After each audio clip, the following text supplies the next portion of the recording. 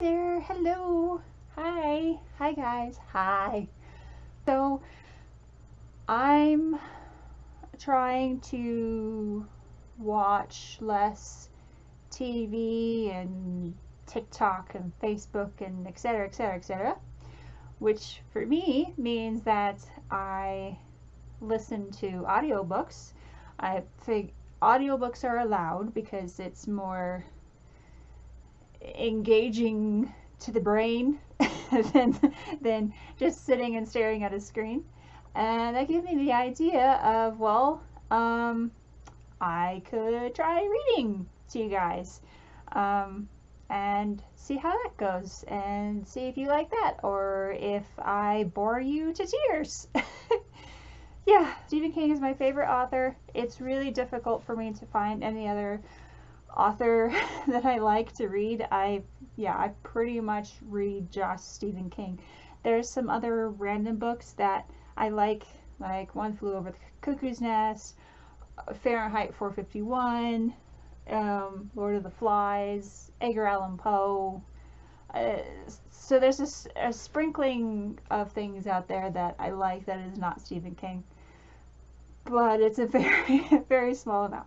So wanted to share. Well, and of course the Unicorns of Bellador books and Goosebumps, of course. But I didn't want to do a kid book because it might be boring. You know, cute at first, but then might be boring. Um, and this is short. I figure we could actually maybe get through the whole thing, not in one video, but maybe in like, I don't know, a handful. And it is actually one of my absolute favorites of his. It's short, you know, and there is somewhere out there a audio recording where the person does a voice for the monster of the story, and it is bone chilling scary. I cannot do that. I am not a voice artist, but I'll probably end up using like a voice changer app on my phone. Maybe we'll see. So it won't be scary, but it's a good story. It's basically it's called The Girl Who Loved Tom Gordon. It's basically about this girl. She's like 10 or so, I don't remember, who goes hiking with her mom and her brother, and she gets lost in the woods and has to survive. Sounds a little boring, I know, but trust me, it gets good. It's just, ugh, I love it. It's really easy to just imagine what's going on. So I figure it would be a good, you know, it's not like it's where it's like this thick, you know. I contemplated Green Mile because that's probably one of my, other than this one, also all-time favorites. Plus the movie is awesome. But that, again, it's like not quite as bad as it, but it's like, you know, this big. This is a manageable amount. So anyways, yeah, let's see how we do here. I'll read to you guys for a little bit. Get cozy, get a blanket, get something to drink, and just, you know, sit back and relax. And I guess does reading to you count as ASMR? I don't know. I find it relaxing and stuff to listen to an audiobook, even though this is a horror story. Well, it won't be horror right away, of course. They have to establish the characters. Let's get started. And I don't have my paws on because it's hard to, no, obviously hold the book. Alright. Okay. Oops. Obviously, you know, Stephen King. The Girl Who Loved Tom Gordon. I don't know the year on this. I'm curious.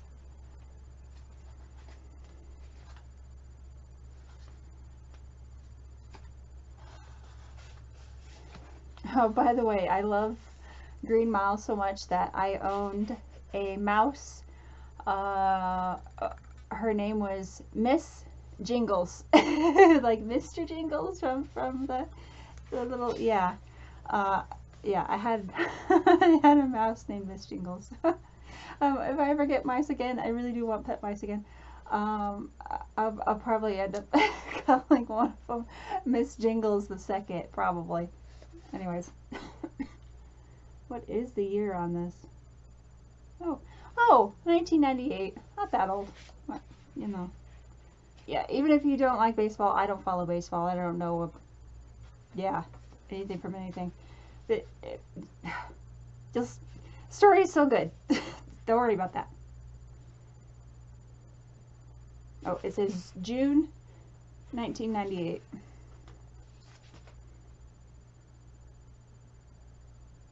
Oh my god. Okay, you're gonna laugh. It says Pregame, but when I first saw that, I pronounced it in my head as Pregame. I swear, I saw it like Pregame. Wait, what is that Spanish? What? That's how much I don't know about baseball. That the word pregame didn't even register in my head as pregame. Is Pregame. Anyways. Yeah, preface, whatever.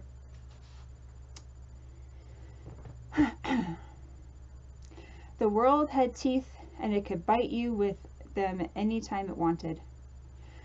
Tricia McFarland discovered this when she was 9 years old. At 10 o'clock on a... This is going to be hard to read through my eyes. At 10 o'clock on a morning in early June, she was sitting in the back seat of her mother's Dodge Caravan, wearing her blue Red Sox batting practice jersey, the one with 36 Gordon on the back, and playing with Mona, her doll. Let's see if I can read it better down here.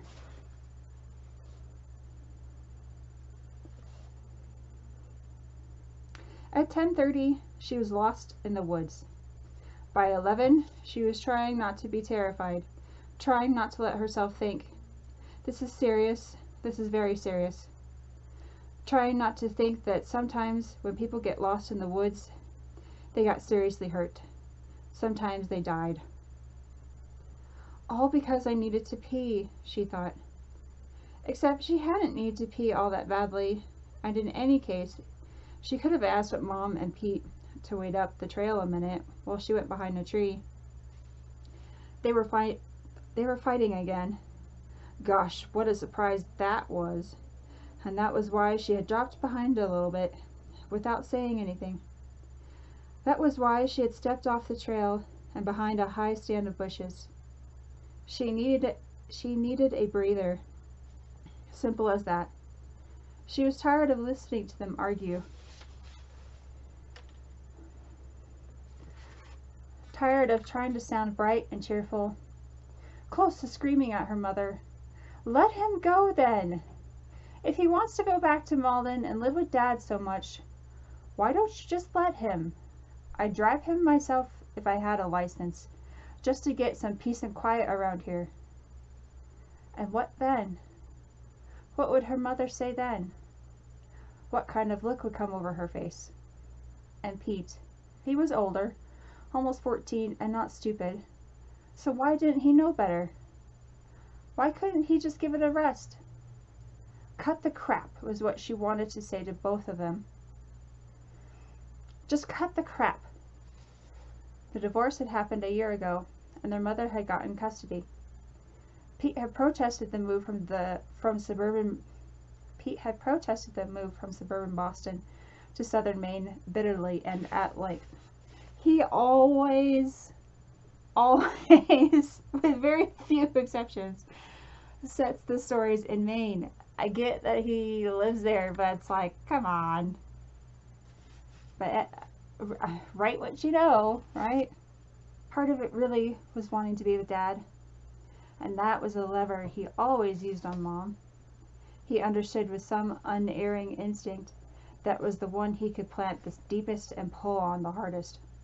But Tricia knew it wasn't the only reason, or even the biggest one. The real reason Pete wanted out was that he hated Sanford Middle School. In Malden, he'd had it pretty well whipped. He'd run the computer club like it was his own private kingdom. He'd had friends, nerds, yeah, but they went around in a group, and the bad kids didn't pick on them. At Sanford Middle, there was no computer club, and he'd only made a single friend. Eddie Rayburn. Then in January, Eddie moved away, also the victim of a parental breakup. That made Pete a loner, anyone's game. Worse, a lot of kids laughed at him. He had picked up a nickname which he hated. Pete's Compu World. On most of the weekends, when she and Pete didn't go down to Malden to be with their father, their mother took them on outings. She was grimly dedicated to these, and although Tricia wished with all her heart that Mom would stop, it was on the outings that the worst fights happened. She knew that wasn't going to happen. Quilla Anderson, she had taken back her maiden name, and you can bet Pete hated that too, had the courage of her convictions. Once, while staying at the Malden house with Dad, Tricia had heard their father talking to his own dad on the phone. If Quilla had been at Little Bighorn, the Indians would have won. If Quilla had been at Little Bighorn, the Indians would have lost, he said. And although Tricia didn't like it when Dad said stuff like that about Mom, it seemed babyish as well as disloyal. She couldn't deny that there was a nugget of truth in that particular observation. Over the last 6 months, as things grew steadily worse between Mom and Pete, she had taken them to the Auto Museum in Wiscasset, to the Shaker Village in Gray, to the New England Planetatorium in North Windham, to Six Gun City in Randolph, New Hampshire, on a canoe trip down the Saco River, and on a skiing trip to Sugarloaf, where Tricia had sprained her ankle, an injury over which her mother and father had later had a screaming fight. What fun divorce was. What really good fun. Sometimes, if he really liked a place, Pete would give his mouth a rest. He had pronounced Six Gun City for babies.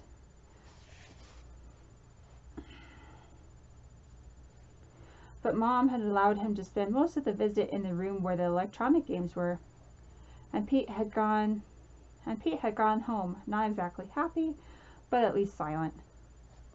On the other hand, if Pete didn't like one of the places their mom picked, his least favorite by far had been the planetatorium.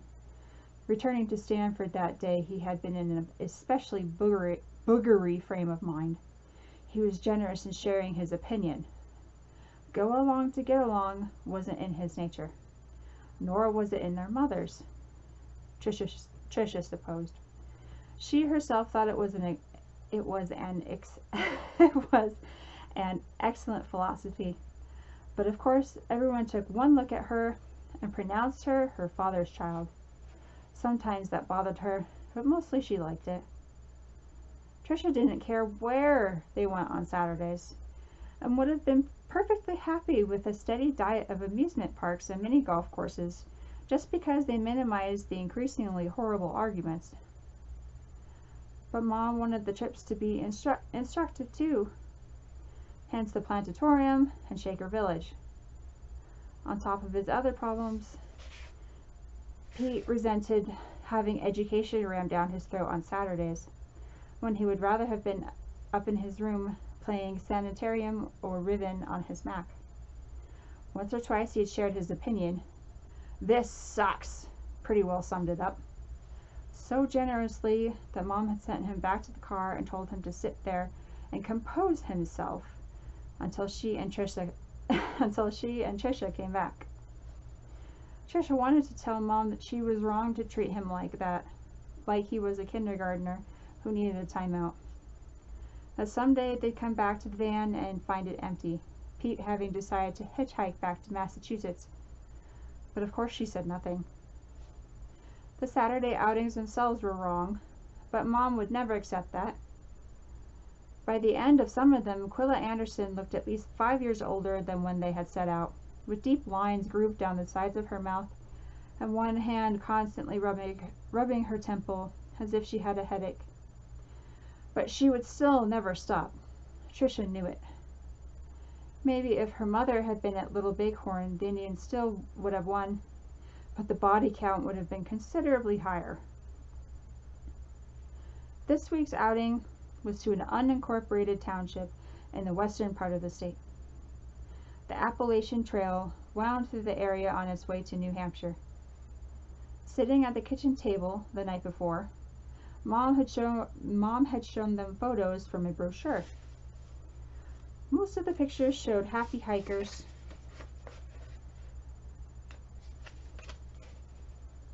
either striding along a forest trail or standing at scenic lookouts, shading their eyes and peering across great wooded valleys at the time eroded but still formidable peaks of the central White Mountains.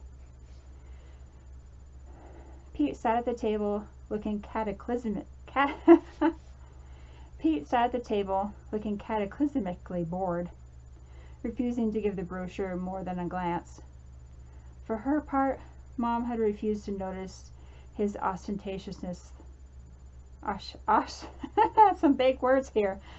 Ostentatious lack of interest. Trisha, as was increasingly her habit, became brightly enthusiastic. These days, she often sounded to herself like a contestant on a TV game show, all but peeing in her pants at the thought of winning a set of waterless cookware. And how did she feel to herself these days? Like glue holding together two pieces of something that was broken. Weak glue. Quilla had closed the brochure and turned it over. On the back was a map. She tapped a snaky blue line. This is Route 68, she said. We'll park the car here in this parking lot. She tapped a little blue square. Now she traced one finger along a snaky red line. This is the Appalachian Trail between Route 68 and Route 302 in North Conway, New Hampshire. It's only 6 miles and rated moderate. Well, this one little section in the middle is marked moderate to difficult, but not to the point where we'd need climbing gear or anything. She tapped another blue square. Pete was leaning his head on one hand, looking the other way. The heel of his palm had pulled the left side of his mouth up into a sneer. He had started getting pimples this year, and a fresh crop gleamed on his forehead. Trisha loved him, but sometimes, last night at the kitchen table, as Mom explained their route, for example, she hated him too. She wanted to tell him to stop being a chicken, because that's what it came down to when you cut to the chase, as their dad said. Pete wanted to run back to Malden with his little teenage tail between his legs because he was a chicken. He didn't care about Mom, didn't care about Trisha, didn't even care if being with Dad would be good for him in the long run. What Pete cared about was not having anyone to eat lunch with on the gym bleachers. What Pete cared about was that when he walked into homeroom at the first bell, someone always yelled, "Hey, CompuWorld, how you doing, homo boy?" This is the parking lot where we come out, Mom had said, either not noticing that Pete wasn't looking at the map or pretending not to. A van shows up there around 3. It'll take us back around to our car. 2 hours later, we're home again, and I'll haul you guys to a movie if we're not too tired. How does that sound? Pete had said nothing last night, but he had plenty to say this morning, starting with the ride up from Stanford. He didn't want to do this. It was ultimately stupid. Plus, he'd heard it was going to rain later on. Why did they have to spend a whole Saturday walking in the woods during the worst time of year for bugs? What if Trisha got poison ivy? As if he cared. And on and on and on. Yada, yada, yada, yada. He even had the gall to say he should be home studying for his final exams. Pete had never studied on a Saturday in his life, as far as Trisha knew. At first, Mom didn't respond, but finally he began getting under her skin. Given enough time, he always did. By the time they got to the little dirt parking area on Route 68, her knuckles were white on the steering wheel, and she was speaking in clipped tones which Trisha recognized all too well. Mom was leading condition yellow behind and going to condition red. It was looking like a very long 6-mile walk through the western Maine woods, all in all.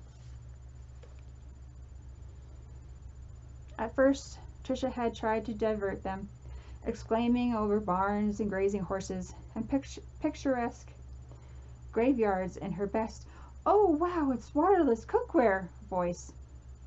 But they ignored her, and after a while she had simply sat in the back seat with Mona in her lap. Her dad liked to call Mona Moni Baloney, and her knapsack beside her, listening to them argue and wondering if she herself might cry or actually go crazy. Could your family fighting all the time drive you crazy? Maybe when her mother started rubbing her temples with the tips of her fingers, it wasn't because she had a headache, but because she was trying to keep her brains from undergoing spontaneous combustion or explosive decompression or something. To escape them, Trisha opened the door to her favorite fantasy. She took off her Red Sox cap and looked at the signature written across the brim in broad black felt tip strokes. This helped get her in the mood. It was Tom Gordon's signature.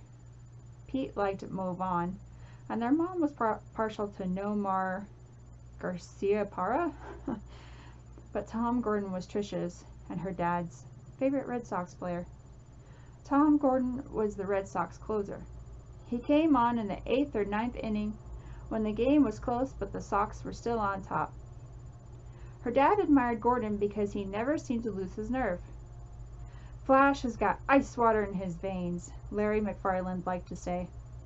And Trisha always said the same thing, sometimes adding that she liked Gordon because he had the guts to throw a curve on 3-0, whatever the hell that means. This was something her father had read to her in a Boston Globe column. Only to Moni Baloney, and once to her girlfriend Pepsi Robichaud, oh whatever, Pepsi, had she said more. She told Pepsi she thought Tom Gordon was pretty good looking. To Mona she threw caution entirely to the winds, saying that number 36 was the handsomest man alive, and if he ever touched her hand she'd faint. If he ever kissed her, even on the cheek, she thought she'd probably die. Now, as her mother and her brother fought in the front seat about the outing, about Sanford Middle School, about their dislocated life, Trisha looked at the signed cap her dad had somehow gotten her in March, just before the season started, and thought this: "I'm in Sanford Park, just walking around the playground in Pepsi's house on an ordinary day. And there's this guy, playground too, oh, I'm in Sanford Park, just walking around the playground to Pepsi's house on an ordinary day. And there's this guy standing at the hot dog wagon.